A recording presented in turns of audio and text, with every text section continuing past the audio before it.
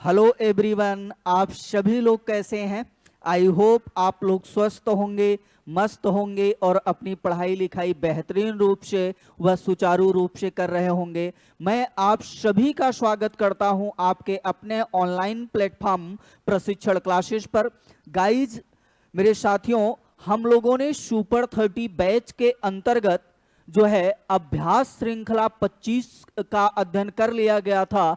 तो आज का जो हमारा अभ्यास श्रृंखला होने वाला है वो कौन सी होगी अभ्यास श्रृंखला हमारे साथियों? तो अभ्यास श्रृंखला 26 होगी और जितने भी PYQs हैं और उसके कॉन्सेप्ट को देखा जाएगा। आज का जो हमारा टॉपिक है वो मेरे प्यारे साथियों तत्वों का आवर्त वर्गीकरण है। क्या है हमारे साथियों? तत्वों का आवर्त वर्गीकरण अर्थात तत्वों का घर है। क्या है हमारे साथियों? तत्वों का घर है। जितने तत्व हैं उनके जो घर है, उसका जो घर है उसी को क्या कहते हैं हम लोग? आवर्त सारणी कहते हैं, पीरियाडिक टेबल कहते हैं। तो आइए आज तत्वों के घर के बारे में अध्ययन किया जाए। जो है मेरे साथियों, अगर हम बात करें तत्वों के आवर्त वर्गीकरण की शुरुआत की, तो सबसे पहले शुरुआत किसने किया हमारे साथियों? तो किसने किया था? तो डोबेराइनर का त्रिक सिद्धांत आया। कौन सा? डोबेराइनर का त्रिक सिद्धांत आया। और अगली अगर हम बात करें तो न्यूलैंड का अष्टक नियम आया। यानी न्यूलैंड का अष्टक नियम किस सिद्धांत पर था मेरे प्यारे साथियों? अभी हम लोग उस पे खूब चर्चा करने वाले हैं। संगीत के साथ स्वर पे आधारित था, जैसे कि सारे गामा पा धा नी सा। आठवां जो लेटर होता है, अक्षर होता है, आने वाले पहले के साथ रिपीट करता है। उसी प्रकार से जब आप तत्व को बढ़ते हुए परमाणु द्रव्यमान, ये याद रखिएगा, परमाणु द्रव्यमान के बढ़ते हुए क्रम में रखते जाएंगे तो आने वाला आठवां जो तत्व होगा वो पहले से क्या करेगा? समानता प्रकट करेगा। क्या प्रकट करेगा मेरे साथियों? समानता प्रकट करेगा। फिर कौन आते हैं? मेंडलीफ महोदय आते हैं। कौन आते हैं? मेंडलीफ महोदय। और मेंडलीफ के समय अगर हम बात करें तो उस समय तत्वों की संख्या कुल कितनी थी? 63 थी। इन्होंने जो भविष्य में तत्व खोजे जाएंगे उसके लिए खाली स्थान भी छोड़ रखा था। लेकिन इनकी कमी की अगर हम बात करें तो किस आधार पर इनका जो आवर्त सारणी था? तो ये भी तत्वों के बढ़ते परमाणु द्रव्यमान के आधार पर था। किसके आधार पर था? परमाणु द्रव्यमान के आधार पर था। और हाइड्रोजन की अगर हम बात कर लें, घर अर्थात आवास अर्थात स्थिति, ये क्लियर नहीं कर पाते हैं। फिर कौन जन्म ले लेते हैं हमारे साथियों? तो मोजले महोदय आते हैं। और मोजले महोदय ने जो है कौन से हम लोग पीरियाडिक टेबल पढ़ते हैं? Modern periodic table. तो किसने दिया? तो मोजले महोदय ने दिया। किसने दिया? मोजले महोदय ने दिया। और अभी तक न्यूलैंड महोदय, डोबेराइनर, मेंडलीफ, ये तीनों लोग अगर हम बात करें तो किसको अपना आधार बनाकर ये जो है तत्व को रखते थे? तो परमाणु द्रव्यमान के आधार पर रखते थे। लेकिन मोजले का जो हम लोग periodic table, modern periodic table अर्थात आधुनिक जो है आवर्त सारणी पढ़ते हैं, उसका उन्होंने किसको आधार बनाया? तो परमाणु क्रमांक को बनाया। किसको बनाया मेरे साथियों? परमाणु क्रमांक को बनाया। तो किसके किसके बारे में पढ़ा जाएगा? 3-4 जो है वैज्ञानिकों के बारे में पढ़ा जाएगा। डोबेराइनर, न्यूलैंड, मेंडलीफ और मोजले। आइए चलते हैं प्रश्न पे मेरे साथियों, और प्रश्न के आधार पर हम लोग एक एक प्रश्न जो है एक एक प्रश्न को समझा जाएगा और उसके कॉन्सेप्ट को भी समझा जाएगा। तो आइए मेरे साथियों चलते हैं प्रश्न की तरफ। हमारा प्रश्न क्या कह रहा है? कह रहा है तत्वों को उनके परमाणु द्रव्यमान के बढ़ते क्रम। देखिए क्या कह रहा है हमारे साथी? तत्वों को उनके परमाणु द्रव्यमान के बढ़ते क्रम की बात कर रहा है। किस क्रम की बात कर रहा है हमारे साथियों? बढ़ते क्रम की बात कर रहा है। क्रम में रखकर बनाई गई न्यूलैंड के तत्वों की व्यवस्था में अंतिम तत्व था। यानी किससे संबंधित है हमारे साथियों? तो न्यूलैंड से संबंधित है। न्यूलैंड का अष्टक नियम किससे संबंधित है हमारे साथियों? तो न्यूलैंड के अष्टक नियम से संबंधित है। और पूछा है कि अंतिम तत्व कौन सा था, जो है हाइड्रोजन था कि मैग्नीशियम था कि थोरियम था कि हीलियम था। तो मेरे प्यारे साथी, आप लोग कमेंट कीजिए, बताइए कि अंतिम तत्व कौन सा था। तो अंतिम तत्व की अगर हम बात कर लें तो कौन सा था हमारे साथी? जो है थोरियम था। अर्थात हमारा राइट आंसर क्या होने वाला है? हमारा right answer option number C होने वाला है। आइए, न्यूलैंड के अष्टक नियम को समझा जाता है और हमने एक फिगर भी लिया है। देखिए क्या कर रहा है, सा, फिर रे, गा, मा, पा, धा, नी। अब नी के बाद फिर दोबारा क्या आ जाएगा हमारे साथियों? सा आ जाएगा। गिनती कर लीजिए, 1 2 3 4 5 6 7। अब 8वां जो लेटर अर्थात अक्षर आएगा वो फिर पहले वाले से क्या करेगा? रिपीट करेगा। उसी प्रकार से हाइड्रोजन के साथ समानता कौन प्रकट करता है हमारे साथियों? तो फ्लोरीन करता है। कौन करता है हमारे साथी? फ्लोरीन करता है। एक मिनट मेरे प्यारे साथियों,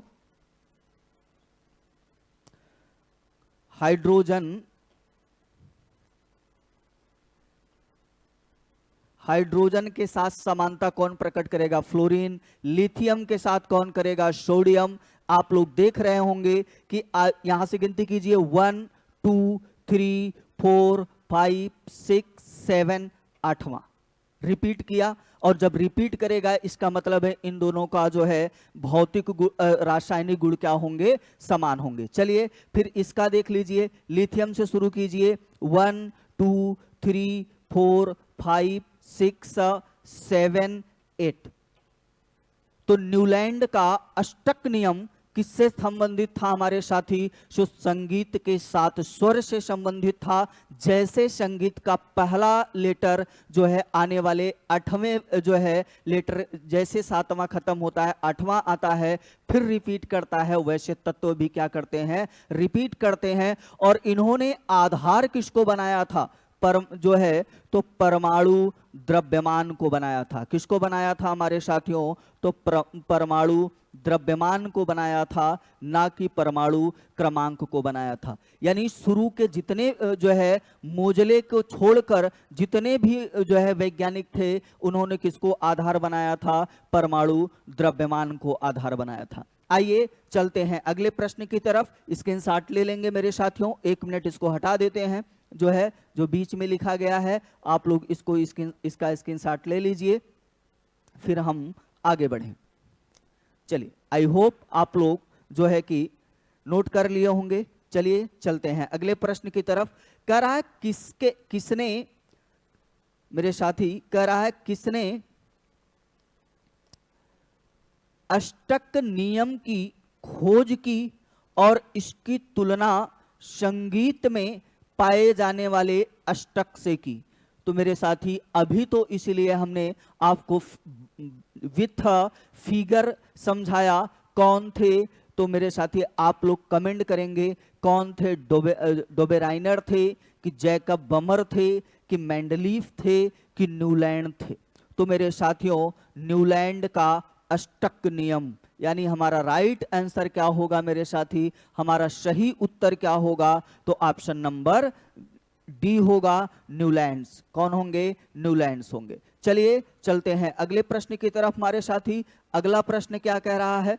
कह रहा है न्यूलैंड के अष्टक में तत्वों के बीच आवर्तिता केवल तक देखी गई। कह रहा है किसके तक देखी गई मेरे साथियों?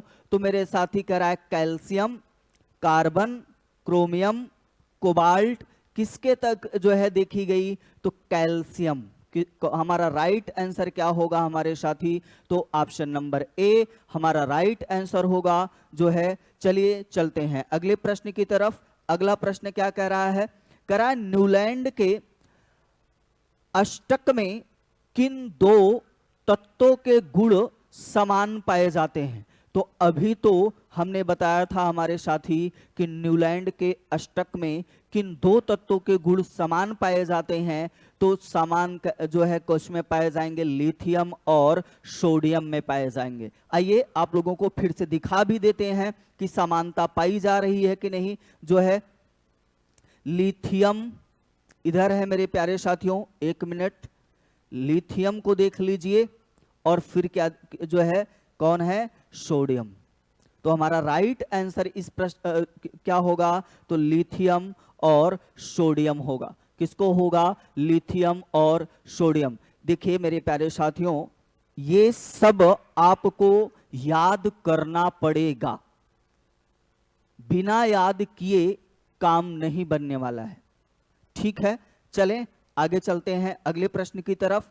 अगला प्रश्न क्या कह रहा है हमारे साथियों, कह रहा है अष्टक सिद्धांत इनमें से किसकी खोज के बाद अप्रासंगिक हो गया। तो बताइए किसकी खोज के बाद, कह रहा है उत्कृष्ट गैस के खोज के बाद, कि रेडियोधर्मिता की खोज करने के बाद, कि समस्थानिक, की फ्लोरीन। तो बताइए किसकी खोज के बाद। तो मेरे साथियों उत्कृष्ट गैसों, कौन सी गैस, उत्कृष्ट गैसों के खोज के बाद ये क्या हो गया, अप्रासंगिक हो गया। ये क्या हो गया, अप्रासंगिक हो गया। चलिए चलते हैं अगले प्रश्न की तरफ हमारे साथियों। अगला प्रश्न क्या कह रहा है, कह रहा है डोबे, चलिए आ गए, डोबे राइनर के अनुसार निम्न में से कौन सा सत्य है। डोबेराइनर के अनुसार निम्न में से कौन सा सत्य है, इसको पहले अंडरलाइन कर लेंगे, सत्य है। फिर एक एक ऑप्शन को पढ़ा जाता है। जो है कह रहा है त्रिक के पहले और तीसरे तत्व के परमाणु द्रव्यमानों का योगफल दूसरे तत्व के परमाणु द्रव्यमान के बराबर होता है। फिर कह रहा है त्रिक के पहले और तीसरे तत्वों के परमाणु द्रव्यमानों का समांतर माध्य दूसरे तत्व के परमाणु द्रव्यमान के बराबर होता है। कमेंट करेंगे आप लोग।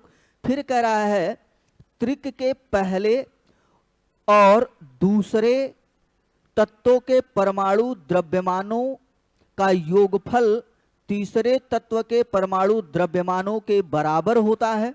फिर कह रहा है त्रिक के दूसरे और तीसरे परमाणु द्रव्यमानों का समांतर माध्य पहले तत्व के परमाणु द्रव्यमान के बराबर होता है। तो इसमें से कौन सा राइट आंसर होगा हमारे साथी। आइए पहले हम लोग डोबेराइनर का त्रिक सिद्धांत को समझ लेते हैं, फिर हम आते हैं प्रश्न पर। तो आप लोगों को करने में क्या होगा, आसानी होगा मेरे साथियों। तो आइए इसको समझा जाता है डोबेराइनर का त्रिक नियम। इन्होंने कहा, क्या कहा हमारे साथियों, और किसको आधार बनाया था। तो पहला पॉइंट तो यही नोट करेंगे कि परमाणु द्रव्यमान को आधार बनाया था। किसको आधार बनाया था हमारे साथियों, तो परमाणु द्रव्यमान को आधार बनाया।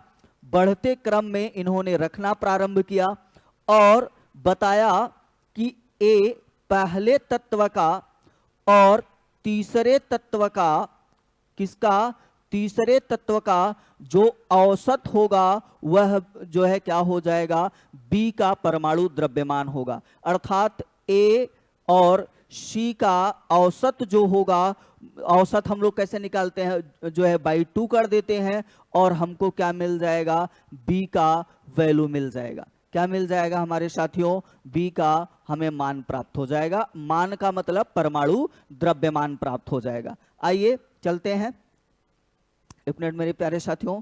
कह रहा है देखिए, कह रहा है कैल्शियम, कैल्शियम का परमाणु भार कितना होता है हमारे साथी, 40 होता है। वहीं पर जो है ये पहला तत्व मान लीजिए और इसे जो है तीसरा तत्व मान लीजिए, यानी सी मान लीजिए, और इसे क्या मान लीजिए, आप बी मान लीजिए। जब परमाणु द्रव्यमान का औसत निकालेंगे तो वही तो हमने बताया था मेरे साथी, ए प्लस सी डिवाइडेड बाई क्या करना है, हमें 2 करना है, और ये किया भी है। आप देखेंगे जब इसको जोड़ेंगे, घटाएंगे, काटेंगे तो कितना मिलेगा हमारे साथी, जो है बटा में 2 करेंगे।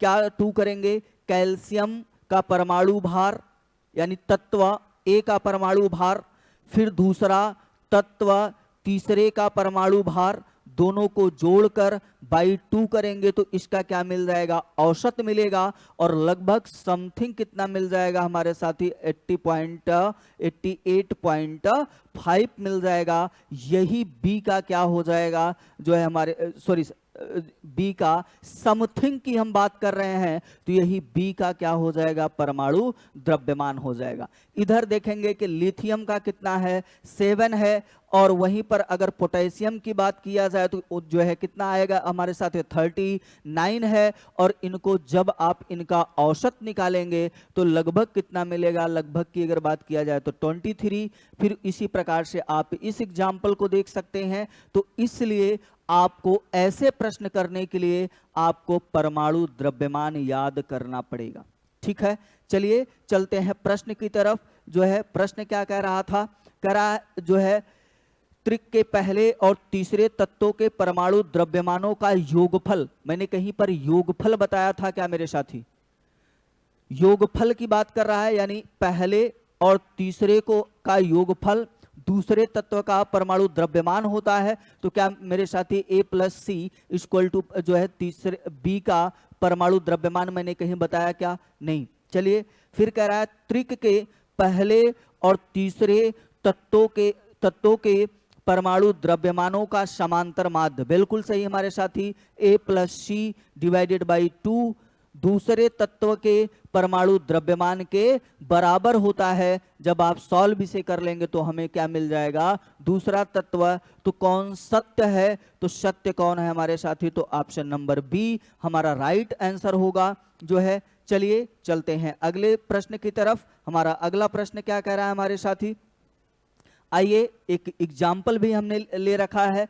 कह रहा है डोबेराइनर के त्रिक के अनुसार इनमें से कौन सा तत्व कैल्शियम और बेरियम के मध्य स्थित हो सकता है।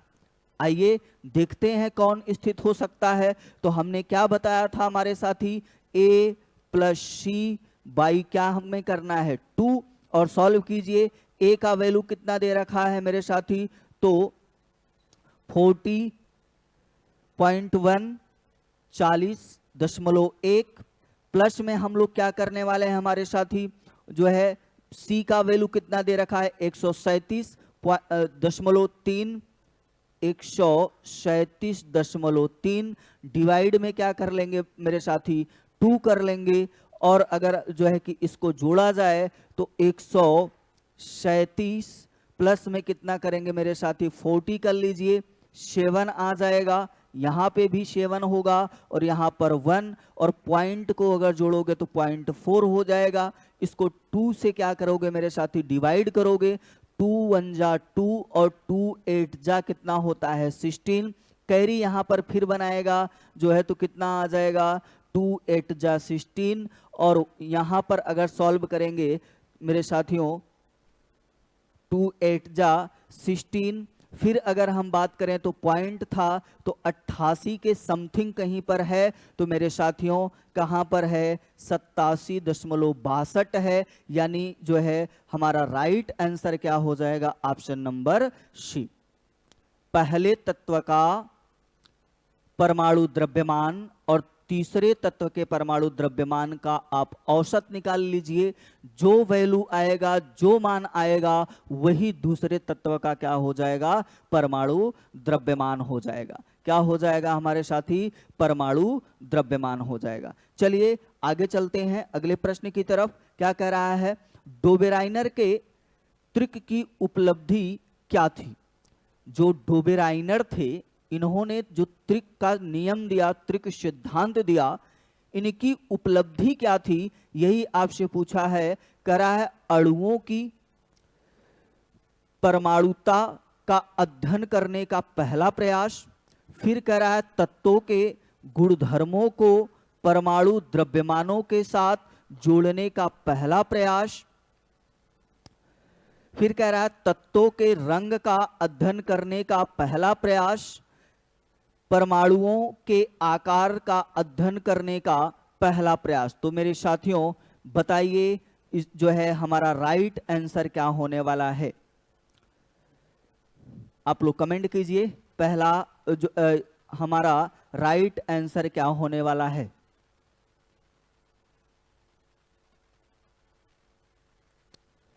चलिए हमारा राइट आंसर क्या होगा मेरे साथी, तो ऑप्शन नंबर बी, तत्वों के गुणधर्मों को परमाणु द्रव्यमान को। इन्होंने सीधा सीधा पकड़िए ना मेरे प्यारे साथियों कि ये किसको आधार बनाए थे, तो परमाणु द्रव्यमान को आधार बनाए थे के साथ जोड़ने का पहला प्रयास किसने किया मेरे साथियों, तो डोबेराइनर महोदय ने किया। किसने किया, डोबेराइनर महोदय ने किया। चलिए चलते हैं अगले प्रश्न की तरफ। हमारा अगला प्रश्न क्या कहता है हमारी साथी, कह रहा है मेंडलीफ की आवर्त सारणी के संबंध में इनमें से कौन सा कथन सही नहीं है। इसको अंडरलाइन करेंगे मेरे साथी। कह रहा है सही नहीं है। कह रहा है मेंडलीफ की आवर्त सारणी में हाइड्रोजन को एक निश्चित स्थान दिया गया था। फिर कह रहा है उस समय तक उत्कृष्ट गैसों की खोज नहीं हुई थी। फिर कह रहा है क्षार धातुओं की तरह हैलोजन, ऑक्सीजन और सल्फर के साथ अभिक्रिया करके समान सूत्र वाले यौगिक बनता है। फिर कह रहा है मेंडलीफ की आवर्त सारणी में समस्थानिकों को कोई विशेष स्थान नहीं दिया गया था।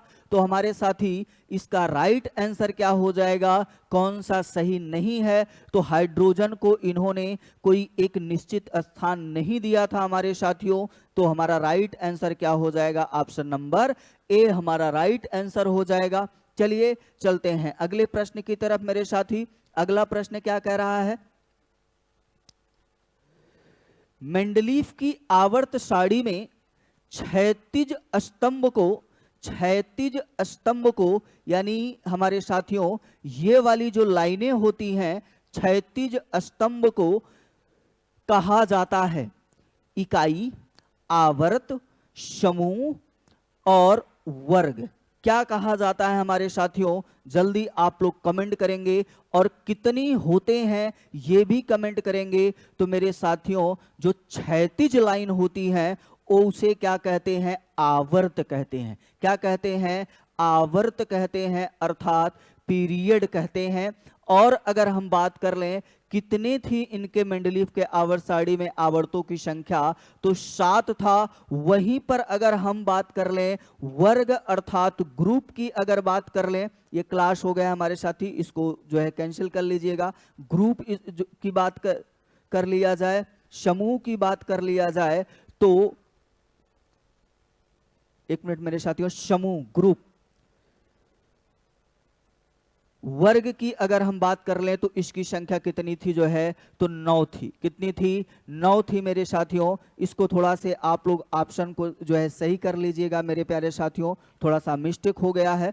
तो अगर हम बात करें मेंडलीफ के आवर्त सारणी में क्षैतिज स्तंभ को क्या कहा जाता है, तो आवर्त कहा जाता है।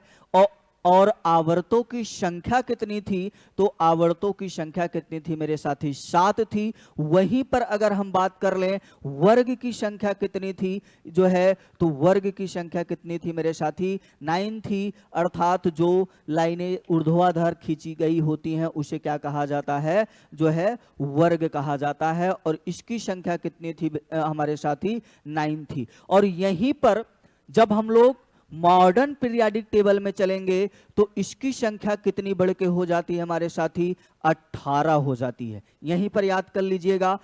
अगर आवर्त की बात किया जाएगा जो है आधुनिक आवर्त सारणी में तो 7 ही होता है, लेकिन वहां पर वर्ग की अगर हम बात करें तो वर्ग की संख्या कितनी हो जाती है, जो है 18 हो जाती है। कितनी हो जाती है मेरे प्यारे साथियों, तो 18 हो जाती है। आइए चलते हैं अगले प्रश्न की तरफ। कह रहा है मेंडलीफ की आवर्त सारणी के खोज के समय निम्न में से किस तत्व समूह की खोज नहीं हुई थी?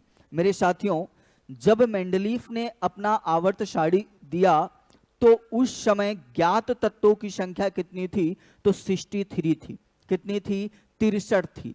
और इन्होंने मेरे साथी ये अपना जो पीरियाडिक टेबल दिया इसमें खाली स्थान भी छोड़ा, और खाली स्थान इसलिए छोड़ा कि भविष्य में जो तत्व खोजे जाएंगे उनके लिए खाली स्थान भी छोड़ा। और डोबेराइनर अगर हम बात कर रहे हैं, न्यूलैंड की अगर बात कर लें, जो उन्होंने अष्टक नियम दिया था, वो ये भविष्यवाणी भी किए थे कि अब इसके बाद जो है तत्व नहीं खोजे जाएंगे जो है, लेकिन इन्होंने अपने जो है अपने आवर्त सारणी में खाली स्थान को छोड़ा था। और उस समय तत्वों की कुल संख्या कितनी थी मेरे साथी? 63 थी। आपसे पूछा है किस तत्व समूह की खोज नहीं हुई थी? करा हैलोजन की, क्षार धातुएं, उत्कृष्ट गैसें, क्षारी मृदा धातुएं। तो मेरे साथी जल्दी बताइए किसकी नहीं हुई थी? तो मेरे साथियों उत्कृष्ट गैसों जो है, उत्कृष्ट गैसों की खोज नहीं हुई थी। यानी हमारा राइट आंसर क्या हो जाएगा हमारे साथी? तो हमारा राइट आंसर क्या हो जाएगा? ऑप्शन नंबर सी हो जाएगा। क्या हो जाएगा मेरे साथियों? Option number C. चलिए चलते हैं अगले प्रश्न की तरफ। अगला प्रश्न क्या कह रहा है हमारे साथी? कह रहा है आधुनिक आवर्त सारणी में समूह 2 वाले तत्वों को भी कहा जाता है संक्रमण धातुएं, क्षार धातुएं, अक्रिय गैसें, क्षारी मृदा धातुएं। चलिए थोड़ा सा समझा जाता है इसके बारे में। आइए, हमने पीरियाडिक टेबल ले भी रखा है, आधुनिक periodic table, modern periodic table. दूसरे वर्ग का पूछा है तो मेरे साथियों पहले की अगर हम बात कर लें तो पहले को क्या कहा जाता है? पहले वर्ग को क्या कहा जाता है? तो क्षारीय धातु कहा जाता है। कौन सा धातु कहा जाता है? क्षारीय धातु, अर्थात एल्कली मेटल कहा जाता है। क्या कहा जाता है? एल्कली मेटल कहा जाता है। क्या कहा जाता है हमारे साथी? एल्कली मेटल कहा जाता है। एक मिनट साथियों, पेन का कलर चेंज कर लें ताकि आप लोगों को सही से दिखाई दे। दूसरे वर्ग की अगर हम बात कर लें, दूसरे वर्ग को क्या कहा जाता है? तो क्षारीय, क्या कहा जाता है हमारे साथी? क्षारीय मृदा धातु कहा जाता है। क्या कहा जाता है? क्षारीय मृदा धातु कहा जाता है, अर्थात एल्कली अर्थ मेटल कहा जाता है। क्या कहा जाता है? एल्कली अर्थ मेटल कहा जाता है। क्या कहा जाता है हमारे साथियों?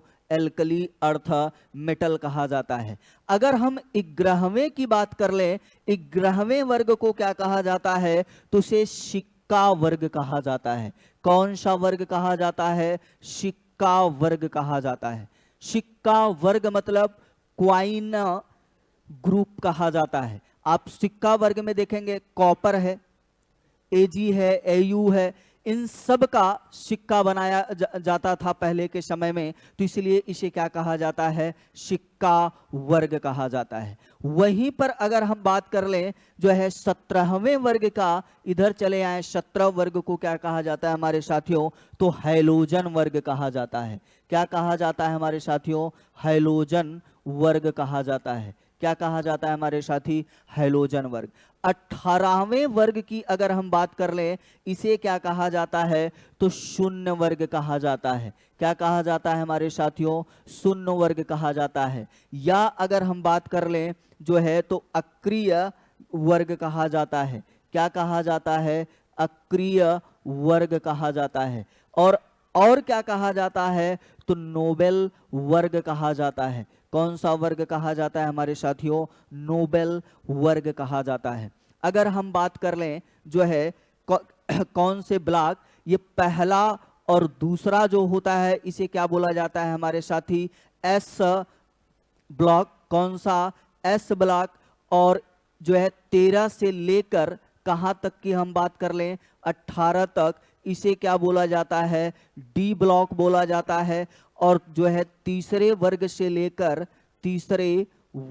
लेकर 12वें वर्ग तक क्या बोला जाता है हमारे साथी? तो एस हो गया, डी हो गया। अब बचा कौन है हमारे साथी? तो कौन बचा है बताइए, जल्दी आप लोग कमेंट कीजिए। यस, इसको मेरे साथी, सॉरी साथी, इसको पी वर्ग बोला जाता है। क्या बोला जाता है?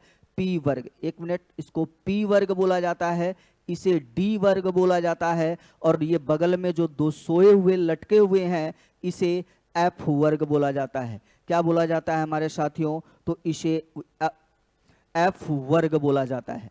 अब आपसे कभी कभी ये पूछ लेता है कि एस ब्लॉक में तत्वों की कुल संख्या, अगर आप जान रहे हैं तो आसानी से पता कर लेंगे। पहले से दूसरे तक कौन सा वर्ग? एस।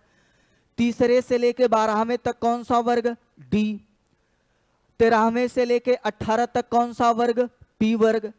दो नीचे जो सोए हुए हैं ये कौन सा वर्ग? एफ वर्ग। जोड़ लीजिए, आप काउंट कर लीजिए, कभी जो है रटना नहीं है हमारे साथियों, समझना है जो है। 1 2 3 4 5 6 7 8 9 10 11 12 13 टोटल जो है कितने हो जाएंगे? 13। इधर आप 1 2 यहां पर देखा जाए तो 13, 1 2 3 4 5 6 7 8 9 10। अब 10 का टेबल पढ़ लीजिए, जो है 10 2 जो है 20, जो है 30, 40। तो इधर कितने हो जाएंगे हमारे साथियों? 40 तत्व हो जाएंगे। अब इधर भी आप जो है 1 2 3 4 5 6 का टेबल पढ़ लीजिए हमारे साथियों, जो है तो 6 1 जा 6, 6 2 जा 12, 18, 24, 30, 36। 1 छूटा था तो कितना हो जाएगा हमारे साथियों? जो है 37। इधर भी काउंट कर लीजिए, 1 2 3 4 5 6 7 8 9 10 11 12 13 14 15। अगर ये 15 है तो ये भी 15, टोटल मिला के कितने हो जाएंगे हमारे साथी? 30 हो जाएंगे। और बाकी आप लोग पढ़े ही होंगे, 2 8 8 18 18 32। तो जब समझे रहेंगे तो आप लोगों को जो है परीक्षा में समझ जो है समय नहीं लगेगा। हमने क्या बताया? फर्स्ट वर्ग को क्षारी धातु, सेकंड वर्ग की अगर हम बात कर लें क्षारी मृदा धातु, वहीं पर 11वें वर्ग को सिक्का वर्ग, 17वें वर्ग को हैलोजन वर्ग, 18वें वर्ग को शून्य वर्ग, अक्री वर्ग, नोबल वर्ग। आइए चलते हैं प्रश्न पे। प्रश्न क्या कह रहा है हमारे साथी? क्या कह रहा है? आधुनिक आवर्त सारणी में समूह 2 वाले तत्वों को भी कहा जाता है। तो मेरे साथी क्या कहा जाता है? जो है अभी तो बताया था क्षारीय मृदा धातु, alkali metal earth metal, alkali earth metal मेरे साथियों। तो हमारा राइट आंसर क्या हो जाएगा मेरे साथी? हमारा राइट उत्तर आंसर क्या होने वाला है? ऑप्शन नंबर डी हो जाएगा। चलिए चलते हैं अगले प्रश्न की तरफ। अगला प्रश्न क्या कह रहा है हमारे साथी? इसको आप लोग नोट कर लेंगे, स्क्रीनशॉट ले लेंगे। आगे बढ़ते हैं। कह रहा है आधुनिक आवर्त सारणी में समूह और आवर्त हैं। तो हमने क्या बताया था? 2 गुना क्या हो जाता है मेंडलीफ के? तो समूह यानी 18 और आवर्त जो हैं वो 7 ही रहते हैं। अर्थात हमारा राइट आंसर क्या होने वाला है हमारे साथी? ऑप्शन नंबर सी हमारा राइट आंसर हो जाएगा, 18 और 7। चलिए चलते हैं अगले प्रश्न की तरफ। अगला प्रश्न क्या कह रहा है हमारे साथी? कह रहा है मूल तत्वों की आवर्त सारणी बनाने वाले पहले वैज्ञानिक कौन थे? मूल तत्वों की आवर्त सारणी बनाने वाले पहले वैज्ञानिक कौन थे? पहले वैज्ञानिक की बात कर रहा है हमारे साथियों। तो ध्यान से पढ़कर आंसर, पहले प्रश्न को बढ़िया से पढ़ा करिए। जो है पहले की बात कर रहा है, इसे अंडरलाइन कर लीजिए। कर रहा है हेनरी मोसले, रॉबर्ट बायल, मेंडलीफ, जॉन न्यूलैंड्स। ये बताइए मेरे साथियों, डोबेराइनर को पढ़ें आप। डोबेराइनर का त्रिक सिद्धांत यानी A+C/2 = B का परमाणु द्रव्यमान, डोबेराइनर। और फिर किसको पढ़ा आप लोगों ने? न्यूलैंड को पढ़ा, अष्टक नियम। न्यूलैंड का, इनका क्या था, अष्टक नियम था। इनका क्या था हमारे साथियों, त्रिक सिद्धांत था। फिर अगर हम बात कर लें मेंडलीफ, किसकी बात कर लें मेरे साथियों, एक मिनट साथी, मेंडलीफ की अगर हम बात करें, मेंडलीफ का आवर्त सारणी, पहली बार आवर्त नामक शब्द, यानी आवर्त नामक शब्द गढ़ा किसने, तो मेरे साथियों मेंडलीफ तो ही गढ़े थे। तो हमारा राइट आंसर क्या हो जाएगा हमारे साथियों, तो हमारा राइट आंसर क्या हो जाएगा, मेंडलीफ, यानी ऑप्शन नंबर सी। चलिए चलते हैं अगले प्रश्न की तरफ। आधुनिक आवर्त सारणी के 118 तत्वों में से प्राकृतिक रूप से पाए जाने वाले तत्व कितने हैं, तो बहुत इजी सा प्रश्न है साथियों, कितने हैं, 94। अच्छा, टोटल 100 तत्व कितने जो है खोजे गए हैं, जो है एनसीईआरटी के आधार पर बता रहा हूं मेरे साथियों, तो 118। अब यहीं पर आप लोगों से 3 प्रश्न होगा कि हमको इसमें से धातु कितने हैं बताइए।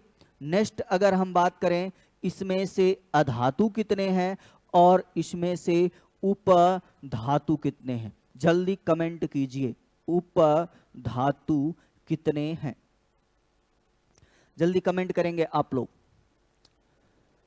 उपधातु, अधातु और धातु, तो मेरे साथियों अधातु की अगर हम बात कर लें तो अधातु की संख्या कितनी है, 22 है। उपधातु की संख्या कितनी है हमारे साथी, 7 है। अब बचा कितने हैं, टोटल 118 है। 22 और 7 आप ऐड करेंगे मेरे साथियों तो 29 होगा। घटा लीजिए, माइनस कर लीजिए हमारे साथी, माइनस करेंगे तो बचेगा कितना, 9 बचेगा। और यहां पर कितना हो जाएगा हमारे साथियों जो है, तो यहां पर 8 हो जाएगा। कितना हो जाएगा, 8 हो जाएगा। तो बचा कितना, 89 क्या है, धातु हैं। 22 क्या है, अधातु हैं। और उपधातु कितने हैं हमारे साथियों, तो 7 है। चलें अगले प्रश्न की तरफ, इसको नोट कर लेंगे मेरे साथियों। चलिए चलते हैं अगले प्रश्न की तरफ। अगला प्रश्न क्या कह रहा है हमारे साथी, तो मेरे साथियों आज के लिए बस इतने ही प्रश्न। फिर मिलते हैं आप सब लोगों से अगले अभ्यास श्रृंखला में, और अगले अभ्यास श्रृंखला में एक नए टॉपिक के साथ। तब तक के लिए आप लोग स्वस्थ रहिए, मस्त रहिए और अपनी पढ़ाई लिखाई बेहतरीन रूप से करते रहिए। आप सभी को थैंक यू, धन्यवाद।